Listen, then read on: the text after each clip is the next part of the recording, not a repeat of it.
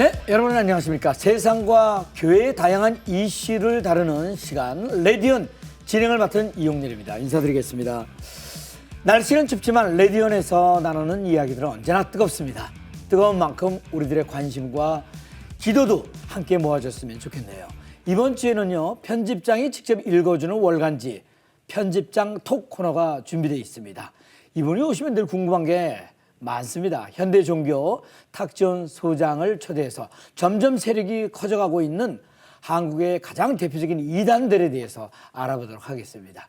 그리고 이번 주 온전한 인터뷰에서는 러시아와 우크라이나 전쟁으로 인해서 전쟁 난민들이 정말 많이 발생하고 있는데요. 난민들을 위한 사역을 하고 계신 인도네시아 어성호 선교사님을 잠시 후에 만나보도록 하겠습니다. 먼저 한 주간의 교계 뉴스를 정리해 드리겠습니다. 뉴스 이슈 국민일보 최기영 기자 나와 주셨습니다. 어서 오세요. 반갑습니다. 국민일보 최기영입니다. 네네. 상 받으셨다면서요? 아, 네. 제가요. 축하드리겠습니다. 감사합니다. 이런 건 알려야 돼요. 아유, 다른 기자분들께 훌륭한 기자분들께 민폐를 끼치지 않을까 싶습니다. 네, 조금 끼친 것도 있겠죠. 농담이고요. 네. 한국 기독 언론대상 수상 축하드리겠습니다. 네, 다음에는 레디온의 자리에서 집사님과 같이 수상의 영광을 안을 수 있도록 열심히 하겠습니다. 네. 자, 오늘 전해주실 첫 번째 소식은요? 네, 충남 태안 기름 유출 사고 혹시 기억하십니까? 아, 기억하죠. 그때 뭐 난리 났었잖아요. 태안 앞바닥에 전부 기름 범벅이 됐을 그렇죠. 때 저 어떡하나. 그래서 이 뭐 많은 국민들이 너도나도나 가서 이제 기름 다 뿌리지 않았어요? 맞습니다. 네네. 벌써 15년 전 일이 됐습니다. 그래요? 네, 2007년 12월 7일이었죠. 이 태안 앞바다에서 유조선과 예인선이 충돌을 하면서 네. 원유가 바다로 흘러들어가는 사고였습니다.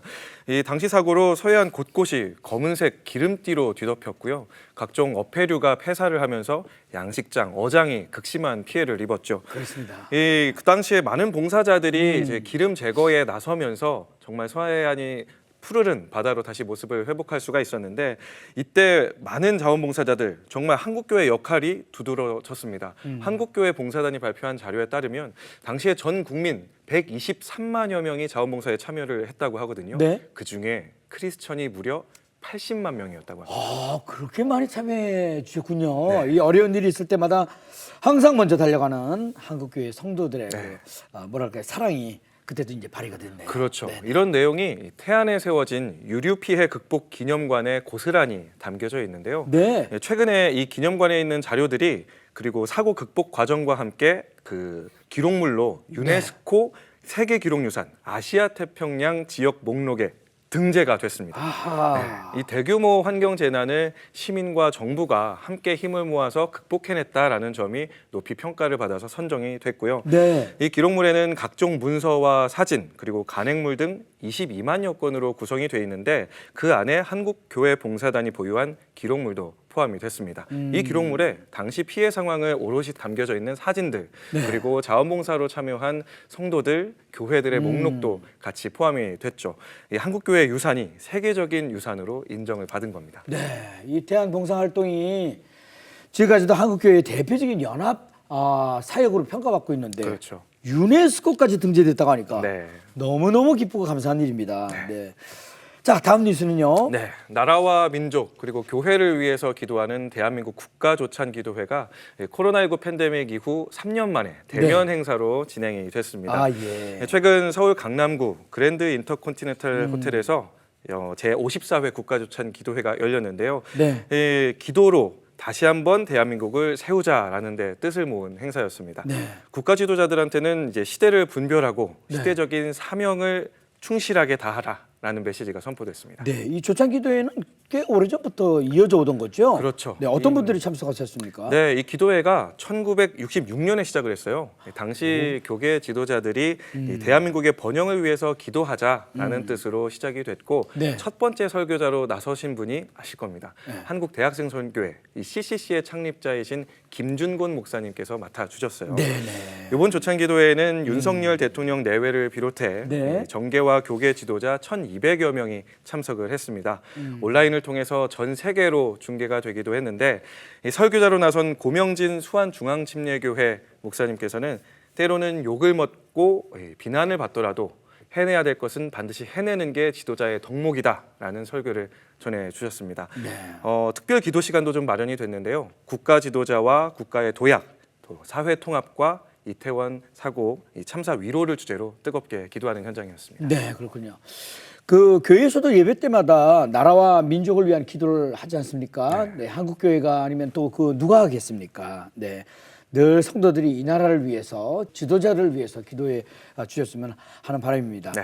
자, 마지막 소식이요.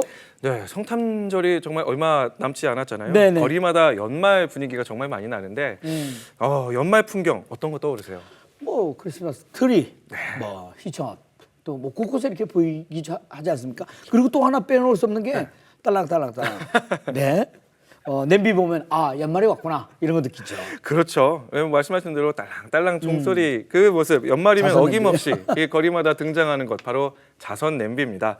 네. 올해도 구세군은 서울 광장에서 자선 냄비 시종식을 열고 거리 모금을 시작했습니다. 네. 거리 모금은 12월 한 달간 전국 17개 도시에서 360여 곳 동시 진행이 되고요. 올해 목표액은 56억 원이라고 합니다. 네, 국민들이 소중하게 모은 네네. 기부금이 어려움에 처한 이웃들을 위해서 사용된다고 해요. 자선 냄비 하면 정말 오랜 시간 이어온 한국 교회 대표적인 그 나눔 사역이잖아요. 그렇죠. 근데 이제 과거에는 일부러 아이들 손에 이렇게 돈을 네. 쥐어주고 갖다 넣고 맞아요. 와 이랬는데 요즘 사람들은 현금을 많이 안 가지고 다녀서 그렇죠. 어떡하죠?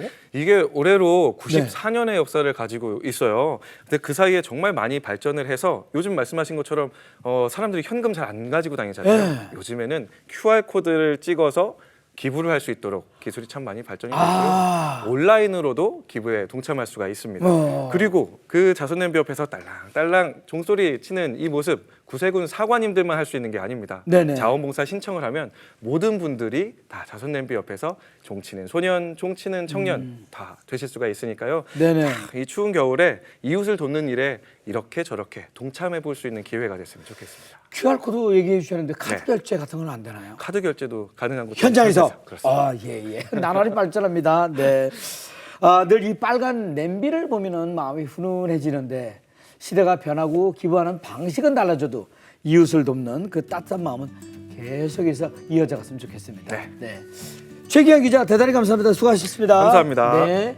자, 이어지는 단신 뉴스 보시고요. 다음 출연자 만나보겠습니다.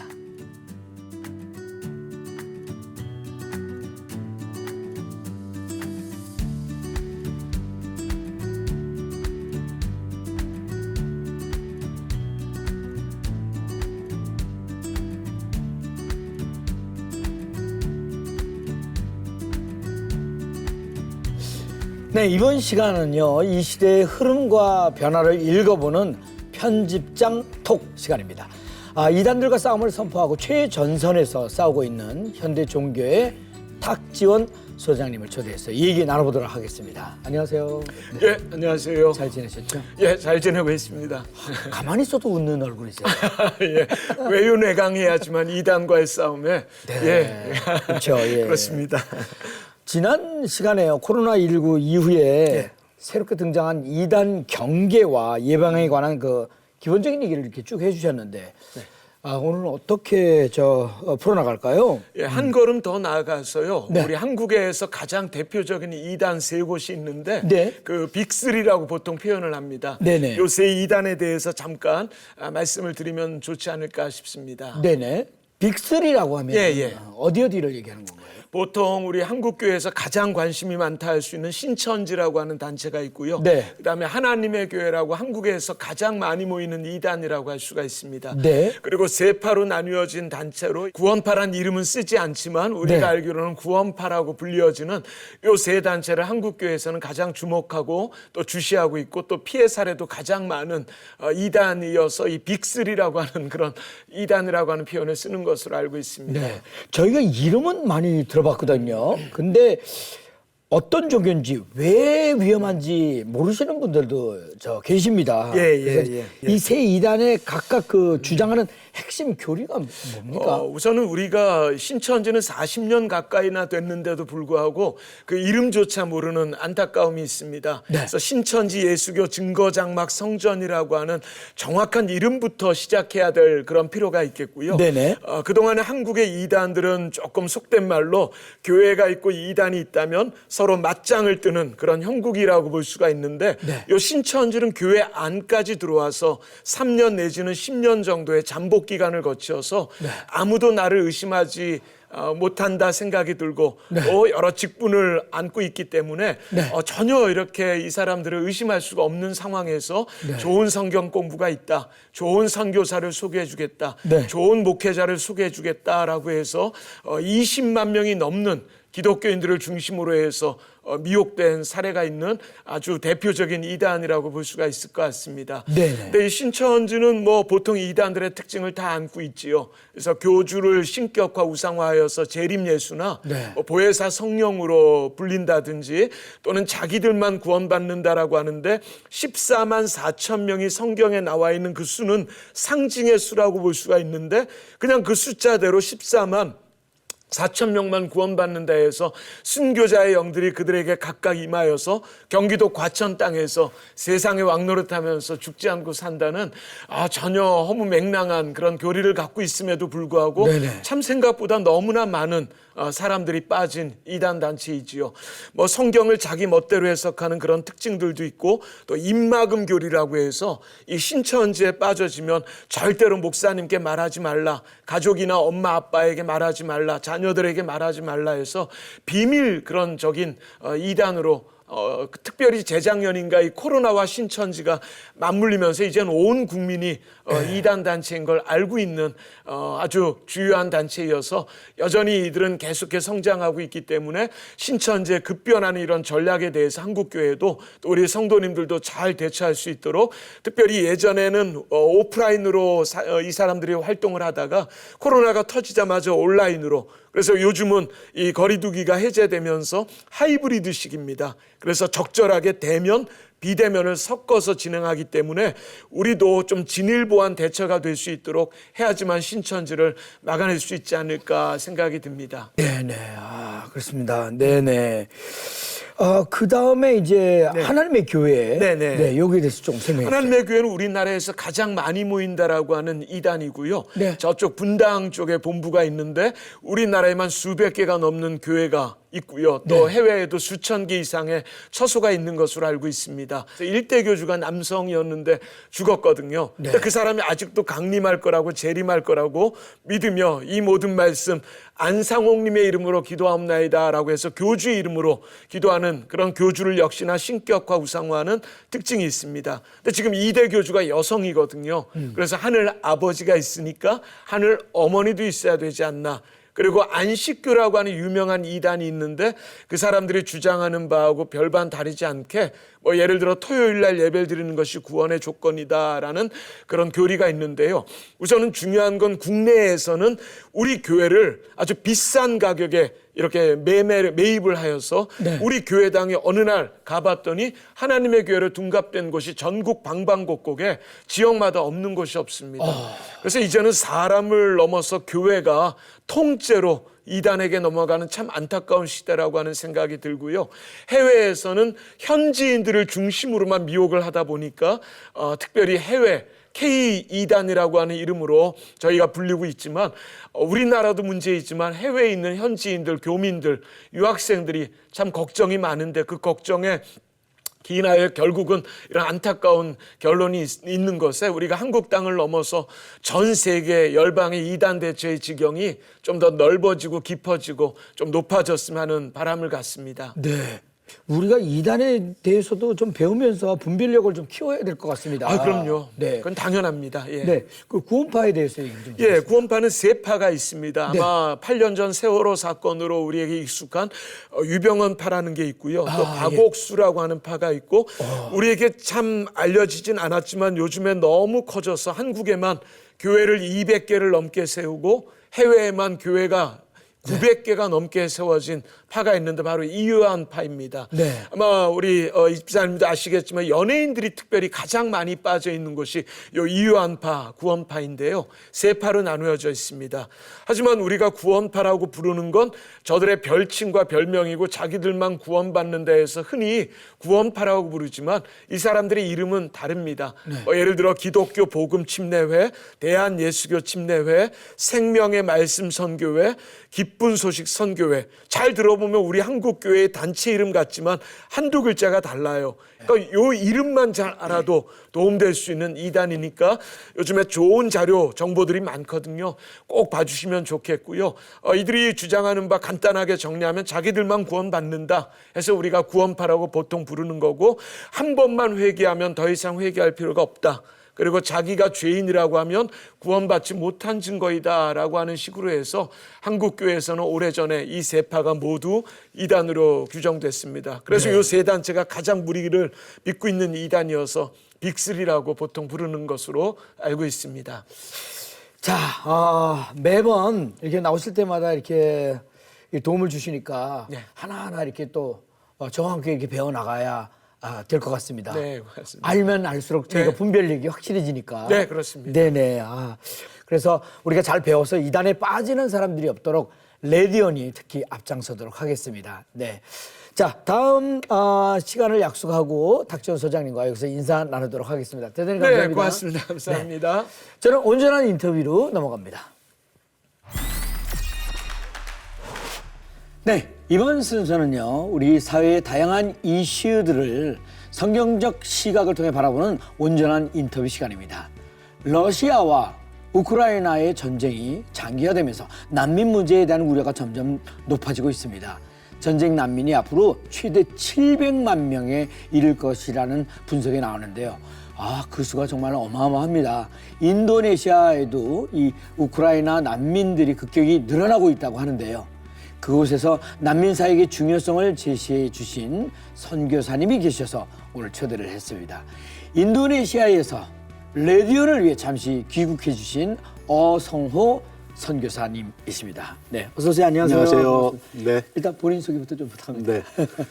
저는 1990년도에 감리교 최초 선교사로 인도네시아에 입국을 하고, 그다음에 1996년도에 웨슬리 신학대학을 설립을 하고 지금 선교학 교수로 일을 하고 있고요. 네네. 그다음에 2014년에는 CGN TV 자문위원으로, 네네. 2016년에는 자카타 중앙교회 담임 목사로, 그리고 2021년부터 25년까지 네. 한인 세계 선교사 협의회 회장으로 그렇게 섬기고 있습니다. 네네네.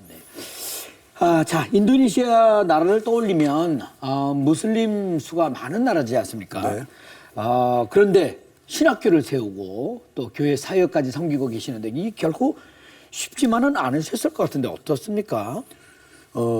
현지인들이 많이 동력을 해줬고, 네. 그다음에 이제 인도네시아가 17,500개의 700개가 넘는 언어로 돼 있어서 네. 수도 자카르타에 신학교가 필요하겠다. 네네. 그렇게 해서 이제 세우게 된 동기가 되고, 네. 그래서 우리 현지 교회들이 적극 도와주고, 네. 또 땅도 이렇게 헌납을 해줘서 그래서 거의 뭐 자립으로 신학교가 지금 운영되고 있습니다. 네.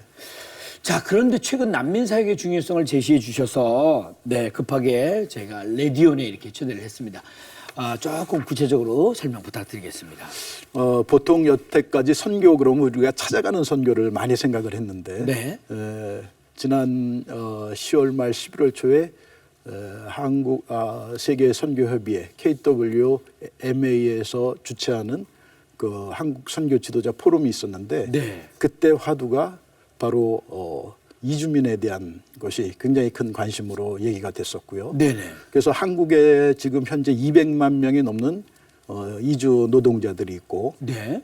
또 뿐만 아니라 인도네시아 같은 경우 또 아까 말씀하셨던 700만 명 정도의 난민이 예상된다. 이분들이 다 세계로 흩어지기 때문에 그렇죠. 이제는 찾아온 외국인에 대한 선교적인 관심을 우리가 더 구체적으로 가져야 되겠다. 네. 그런 생각을 해봅니다. 근데 이제 난민 같은 경우는 두 종류의 난민이 있는데, 네. 하나는 정착한 난민이 있고, 네네. 하나는 대기 중인 난민이 있거든요. 네. 그래서 이제 본인이 원하는 나라로 이렇게 가야 되는데 네. 그 기간이 보통 7년에서 10년 이 정도 걸리고 아, 그렇군요. 그다음에 이제 난민으로 그렇게 들어왔을 때는 여권은 해당 정부가 그거를 이제 관리를 하고 네. 그 난민증 유엔에서 준 난민증을 가지고 지내기 때문에 네. 일도 할 수 없고 그래서 시간이 지나면 난민으로 나올 때 가져왔던 돈들을 가지고 시작하지만 네. 한 3년 지나면 이제 경제적으로 너무 어려워지는 거죠. 그리고 그 10년 가까운 시간을 네. 특별히 할 일이 없기 때문에 이게 그들 인생에는 아주 너무 세월을 허비하는 그런 시간이 되고 애들은 자라나고. 애들은 자라나고 그러니까 학력들이 다 좋지가 않죠. 중간에 이제 나오게 되니까. 네네. 그래서 이런 거를 좀 한번 우리가 같이 고민해 봤으면 좋겠다는 생각입니다. 네네. 이 본국을 떠나서 이방에서 새롭게 이제 정착을 해야 된다는 것이 결코 쉬운 일이 아닐 거라고 생각이 드는데 지금 인도네시아에도 많은 수의 난민들이 이렇게 들어오고 있죠, 이제. 지금 아프간에서 제일 많이 들어오고 있고요. 들어오고 있고. 그들이 인도네시아로 바로 들어오는 경우보다는 제3국을 경유해서 거쳐서. 예. 예. 뭐 파키스탄이나 인접 국가를 통해서 네네. 그래서 이제 일단 인도네시아로 와서 그래서 난민 신청을 하고 본인이 원하는 미국이나 호주, 캐나다 이런 데로 가려고 지금 준비를 하고 있습니다. 네네.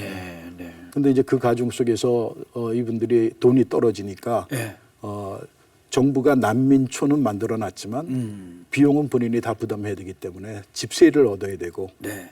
그래서 뭐 돈이 다 없어지면 노숙자도 나오게 되고 네. 그다음에 얼마 전에 가슴 아팠던 일은 네. 형무소에 찾아가서 자기 여기서 지내게 해달라고 네. 그럴 정도로 그들의 삶이 굉장히 비참하기 때문에 네. 이거는 뭐 한국 교회만 관심 가질 문제가 아니고 네. 전 세계의 교회가 그 나라에서 관심을 가지고 난민을 우리가 케어해야 되겠다는 그런 생각을 합니다. 네.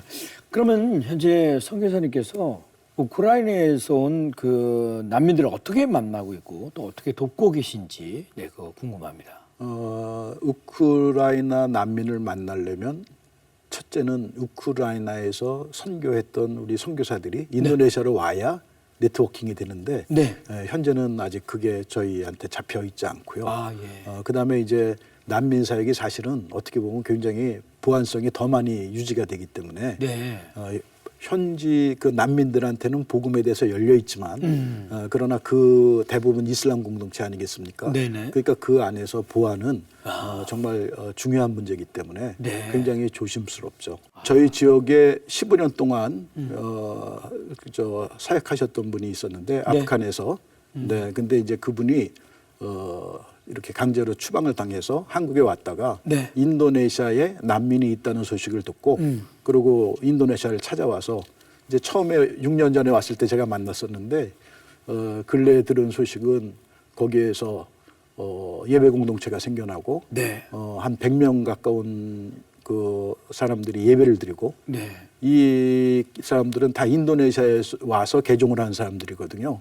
그러니까 그 선교의 열매가 네. 저희가 인도네시아에서 사역하면서 6년에 100명의 개종자를 만든다는 거는 그거는 현실적으로 불가능한 일인데 네. 하나님께서 그런 기회를 제3국을 통해서 주셨기 때문에 우리가 요 한 예지만 이것을 세계적인 관심을 가지고 네. 난민에 대한 선교를 우리가 좀 네트워킹도 만들고 같이 협력해서 더 많은 효과를 냈으면 좋겠다는 그런 생각입니다. 그럼 우리 크리스찬들이 난민들을 어떻게 바라봐야 된다고 생각하십니까? 일단은 찾아온 손님이기 때문에 요즘 한국 선교에서 이슈가 되는 그 단어는 환대라는 단어를 합니다. 네. 환대. 환대. 외국인들을 우리가 잘 대접하고 그래서 네. 복음을 전하자. 그래서 이제 한국에서도 노동자들이 와서 개종을 하고 그 중에 신학 훈련을 받고 그리고 자국으로 이제 사역자로 들어가는 경우들이 있는데 똑같이 이 난민들을 우리가 훈련시키고 그래서 그 안에서 사역자도 나오고 네. 그리고 복음이 그들의 힘으로 전달될 수 있도록 오늘 우리가 그런 다리 역할을 지금 이 시대에 우리들이 해야 되지 않겠나 하는 네, 생각입니다. 네. 그래서 인도네시아 선교도 제가 중요하지만 인도네시아 선교사니까 네네. 그러나 그 아프간 사람들도 선교 대상 중에 하나지 딴 나라 사람이라고 생각하면 안 된다. 네. 이미 인도네시아 영토에 들어와 있는 사람이기 때문에 네. 우리가 똑같은 관점에서 그들을 대해야 되겠다. 예. 네네. 앞서도 조금 얘기를 해주셨습니다만, 네, 지금 난민들에게 가장 필요한 게 무엇인지도 좀 알려주시고요. 그리고 또 인도네시아에 들어온 난민들에게 어떤 도움을 줄 수 있는지도 좀 곁들여서 얘기해 주세요. 제일 먼저는 뭐 어느 지역이든 마찬가지로 경제적인 도움이 제일 그렇죠. 절실할 겁니다. 네네. 예. 그분들이 혹 정착을 했어도 네. 특별한 기술을 준비를 못했고 또 거기에 합당한 뭐 수료증이나 그런 훈련된 무슨 이런 게 없기 때문에 네네. 굉장히 그냥 싼 노동력을 공급하는 그런 네네. 일밖에 하지 못하거든요. 그래서 어쨌든 경제적인 도움이 지금 당장은 제일 절실한 문제고요. 네. 그다음에 이제 두 번째는 복음을 우리가 전해야 되는데 사실은 이 우크라이나 난민이나 아프간 난민 이런 전도를 보면 네. 선교사 한 사람이 여러 사람을 만난 것보다 그렇죠. 한두 사람이 변화가 돼서 자력으로 복음이 전도된 케이스들이 많이 있거든요. 네네네. 그래서 이제 우리가 훈련시키고 구원의 확신에 대해서 우리가 잘 이제 교육을 시켜야 될 그런 책임이 있고 또 개인적으로는 퐁당이 이런 일을 좀 감당해 줬으면 좋겠다는 거죠. 네네. 지금 이게 국제적인 네트워킹이 안 됐기 때문에 아마 각 나라마다 난민 사역자들이 다 각계 전투를 하고 있지 네네. 이게 네트워킹이 안 됐기 때문에 뭐 자료를 공유하는 거든가 뭐 훈련 교재를 좀 공유한다든가 콘텐츠.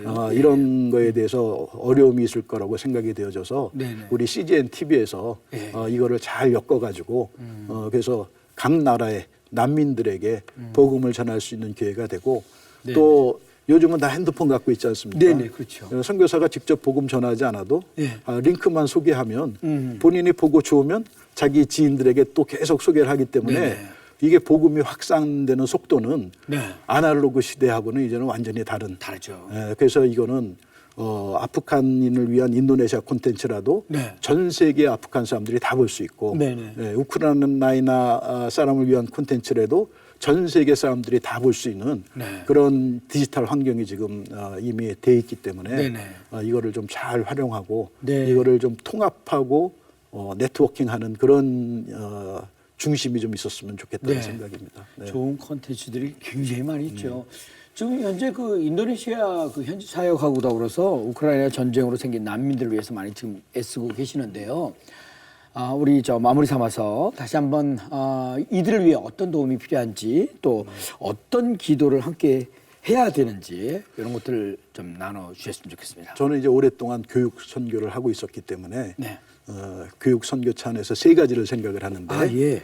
첫째는 아까 말씀드린 것처럼 이제 이분들이 난민 시간이 10년 되니까 나이가 그 사이에 많아지는 거죠. 그렇죠. 근데 처음에는 중고등학교 다니다가 부모님 따라 나왔는데 벌써 나이가 30이 가까이 되는 거예요. 그래서 어떻게 하면 공교육, 고등학교까지 공교육을 합법적으로 시킬 수 있을까? 예. 합법적이라는 거는 졸업장을 받게 해야 되는데 네네. 이게 현실적으로 지금 난민들이 본국에 졸업장을 받는다는 건 굉장히 불가능한 일이고 그걸 해주지도 않을 거고 그다음에 이제 두 번째는 직업 교육인데 요거는 이제 제가 하고 싶은 일이에요. 네. 그분들이 기술 없이 나왔기 때문에 이제 뭐 어디 나라에 정착을 하게 된다면 직업을 가져야 될 거 아니겠습니까? 그렇죠. 그래서 뭐 용접이라든가 아니면 뭐 미장이라든가 네. 그런 다양한 직업 교육을 그들이 인도네시아에 있는 동안에 그렇게 배우고 그다음에 이제 저희 학교에서 평생교육원을 만들어 가지고 네. 평생교육원은 뭐 학벌 뭐 배경 이런 게 중요하지 않으니까 저희 학교에서 그 서티피케이트를 줘 가지고 네. 그래서 그들이 정착하는 나라에 갔을 때 그걸 활용해 가지고 좋은 직장을 좋은 조건에서 얻을 수 있게 요거는 이제 제가 기도하면서 지금 준비하고 있는 거고요. 네네. 그다음에 이제 세 번째는 영적인 훈련인데 이거는 저희가 언어의 장애가 있기 때문에 난민 언어를 하지 못하니까 네네. 그러니까 난민 사역을 하는 선교사님들 그다음에 우리 CGN에서 콘텐츠를 만들고 그거를 뭐 자막 처리를 하든지 아니면 난민 언어로 콘텐츠를 만들어 가지고 네. 그들이 그걸 통해서 신앙이 성장될 수 있게 그런 것이 되면 네. 너무 좋겠다. 네. 그 가운데는 지금 인도네시아는 한 100명 중에 11명의 사역자가 나왔습니다. 네. 그래서 소그룹 인도도 하고. 네. 근데 이분들이 인도네시아 와서 한 신앙생활 제일 오래 한 분이 6년밖에 안 되는데 근데 그 고난 가운데 예수님을 영접했기 때문에 네. 구원의 확신도 너무 분명하고 그다음에 본인들이 받은 소명도 너무 명확해서 네. 그래서 근데 이제 이분들의 문제가 대부분 고등학교 졸업장이 없으니까 아. 청강으로밖에 교육이 안 되는 거죠. 네, 네. 그러나 뭐 이게 이제 교육 1세대라고 보고 시간이 지나면 이제 신학 교육도 잘 정착될 걸로 생각을 하고 네, 네. 그래서 요 틈새 기회에 네. 우리 한국교회 한국선교 구체적으로 좀 그들을 위해서 섬기는 그런 시간이 되었으면 좋겠다는 생각을 합니다. 네, 저희도 선교사님과 함께 기도하고 싶습니다. 네. 오늘도 두려움과 불안 속에 있는 우크라이나 난민을 위해 우리의 기도와 도움이 절실한 때인 것 같습니다. 무엇보다 어려운 시기를 겪고 있는 난민들에게 예수님의 사랑과 위로를 전하기 위해 난민 사역을 애쓰고 계신 귀한 선교사님들을 위해 함께 기도해 주시고요. CGNTV도 귀한 콘텐츠를 잘 만들어서 귀하게 쓰임받을 수 있도록 많은 관심과 기도 부탁드리겠습니다. 자, 오늘 귀한 말씀 전해주신 인도네시아 어성호 선교사님, 네, 오늘 대단히 감사합니다. 고맙습니다. 감사합니다. 네. 자, 레디언 오늘 준비한 소식은 여기까지입니다. 저는 다음 이 시간에 다시 인사드리겠습니다. 대단히 감사합니다. 감사합니다. 네. 아이고, 수고하셨습니다.